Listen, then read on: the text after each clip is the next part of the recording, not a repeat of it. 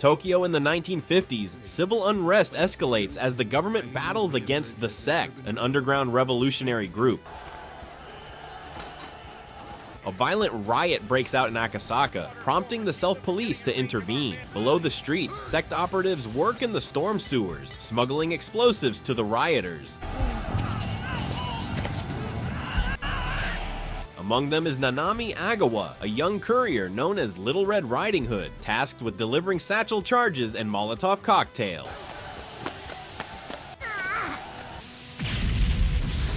As the riot spirals out of control, the heavily armed Kerberos Panzer Cops are deployed. The elite unit quickly overpowers the insurgents, eliminating key operatives and destroying weapons stockpiles. During the crackdown, Kerberos officer Kazuki Fuse encounters Nanami in an alley. Ordered to execute her, he hesitates, frozen by an unexplainable moment of doubt. Rather than allow herself to be captured, Nanami detonates her explosives, killing herself instantly. The blast triggers a power outage, worsening the chaos and enabling the rioters to push back against the police. The failure to prevent the explosion stains Kerberos' reputation and results in Fuse being reprimanded, stripped of duty, and reassigned to retraining under his superior, Hachiro Tobe. Haunted by guilt, Fuse visits Nanami's grave, hoping to understand the girl he failed to kill. There, he meets Kei Amemiya, who introduces herself as Nanami's older sister. She does not hold him responsible for her sister's death, and the two quickly form a connection. As they continue to meet, a quiet but undeniable bond develops between them. However, what Fuse does not know is that Kei is not really Nanami's sister. She is a former Little Red Riding Hood courier who was arrested and forced into working for the Public Security Bureau. Their goal is to dismantle Kerberos and shift from brute force counterterrorism to intelligence-led operations.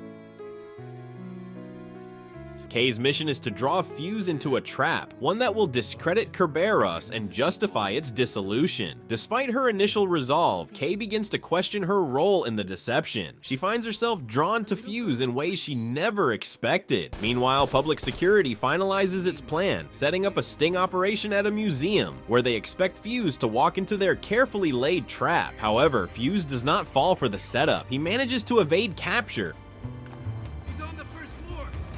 overpowering several agents before escaping with Kei.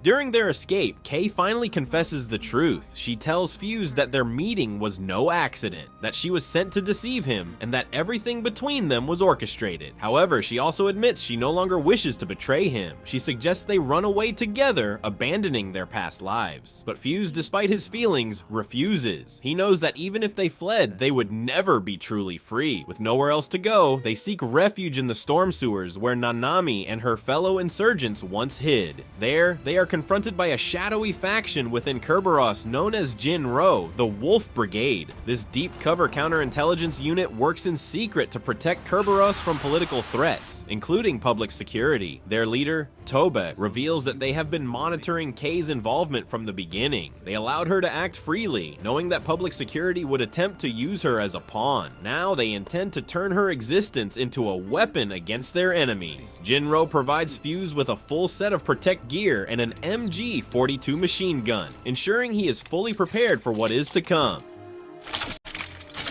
Meanwhile, Public Security, having tracked Kei through a hidden transmitter, sends an armed strike team led by Atsushi Henmi to kill Fuse. The moment they arrive, they fall into Fuse's ambush. He wipes out the agents in a brutal firefight, executing Henmi as he lies wounded. With Public Security's forces eliminated, Jinro enacts the final stage of their plan, ensuring Kei is never recovered. Toby informs Fuse that she must be killed to prevent her from becoming a liability. Kei, realizing there is no escape, does not resist. Instead, she embraces Fuse and softly recites lines from Little Red Riding Hood, comparing him to the wolf in disguise. In the end, Fuse does what is expected of him. Toby watches in silence, solemnly observing the inevitable outcome. He remarks that the wolf always triumphs over Red Riding Hood.